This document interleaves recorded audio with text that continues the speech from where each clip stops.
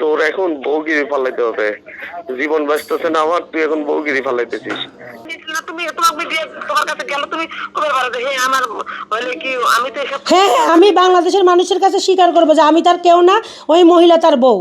দর্শক, উত্তরাতে সেদিন কিশোর গ্যাংয়ের হাতে আহত হয়েছিল এক যুবক যুবতী, যা সোশ্যাল মিডিয়াতে এবং গণমাধ্যমে আপনারা দেখেছিলেন। সেই মাহবুব আলমের সাথে যে নারী ছিলেন, সকলে দাবি করছে সোশ্যাল মিডিয়াতে যে একজন নারী কিভাবে তার হাজবেন্ডকে সেভ করতে পারে। কিন্তু আজ দুদিন পরে এসে আমরা জানতে পারলাম তিনি তার আসল স্ত্রী নন। আমরা সেই আসল স্ত্রীর খোঁজে চলে এসেছি তার বাড়িতে, এবং সেই সাথে সেই বাড়ির যিনি কেয়ারটেকার রয়েছেন আমাদের সাথে তিনি রয়েছেন। আমরা জানবো আসলে প্রকৃত ঘটনাটা কী ছিল এবং তার যে সম্পর্ক, সেই বিষয়গুলো তুলে ধরার জন্য কালের কণ্ঠের সাথে রয়েছি আমি মোহাম্মদ রাইয়ান হোসেন। আমাদের সাথে রয়েছেন এই বাড়ির যিনি কেয়ারটেকার, তিনি রয়েছেন। আপনার নামটা একটু বলবেন? আমার নাম মোহাম্মদ হোসেন। জি, আপনার কাছে জানতে চাচ্ছি যে এই যে তাদের যে হাজব্যান্ড ওয়াইফ, তাদের যে সম্পর্ক, সেই বিষয়টা আপনি কীভাবে কি জানেন একটু বলুন। আমি জানি আরও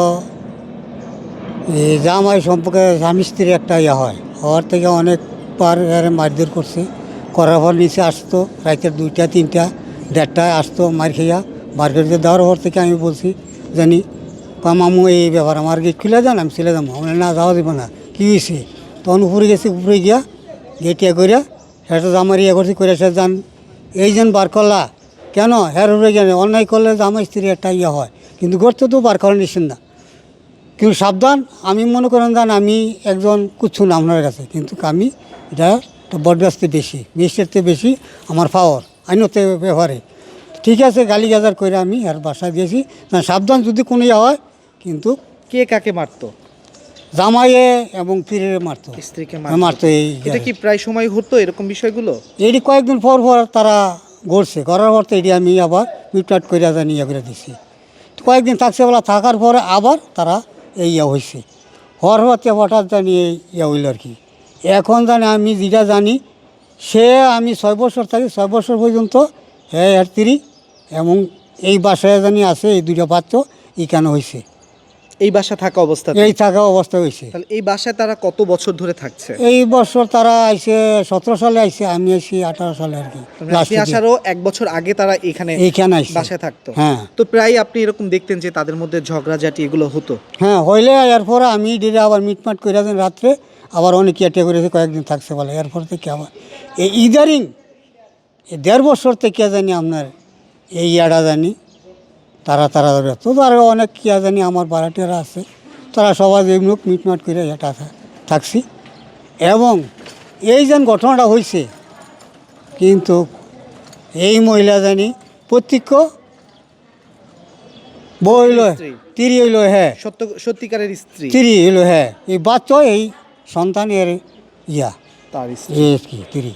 তাদের আসলে এই সম্পর্কের মধ্যে যে এই ধরনের টানাপোড়া চলছে, যেগুলো আপনি দেখেছেন বা বললেন, এই বিষয়গুলোর মধ্যে কি তৃতীয় পক্ষ বা অন্য কেউ বাসায় আসতো কিনা বা কখনো? না, কোনো আশা নেই। এটা কখনো দেখেননি? না, আমি দেখিনি। আর পেশা দিয়ে নয়, কোনো রাজনীতির কোনো ইয়েটিয়া নাই, এবং চাকরি করে আসে, গেট খুলে দিয়ে বাসা যায়, ঢুকে, এতটুকু আমি জানি। আর দ্বিতীয় কথা জানি এলো হ্যাঁ কি পর্দা কি এটা তো আর আমি বাইরের বলতে পারবো না। তো আমরা কথা বলেছি তার ওয়াইফের সাথে, এবং তিনি যেমনটা বলেছেন যে এখানে তিনি বেশ সময় ধরে চাকরির কথা বলে বাইরে যেতেন, এই বিষয়টা কি আপনি দেখেছেন? 2 দিন গেলে 2 দিন 4 দিন 5 দিন 3 দিন পরে আইসে, 5 দিন পরে আইসে, 2 দিন পরে আইসে, বাসা আইসে, এবং ইয়া জানি তখন আমরা মনে চাকরির পেশা আছে।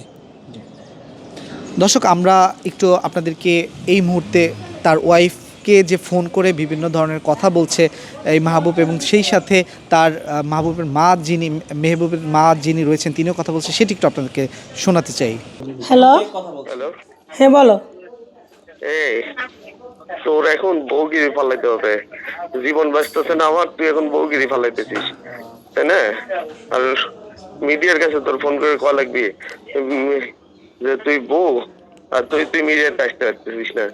আমি তো মিডিয়াকে জানাইনি, আমি মিডিয়ার নাম্বার পাবো কই? ওই যে যাদের বুদ্ধি শুনতেছিস না, ভালো করছিস, তুই দোয়া কর আমি জানি সুস্থ আসি, ঠিক আছে? দোয়া কর, জানাইছিস তোর এখন ফলাও গায়ে বউ হয়ে আসতে হবে,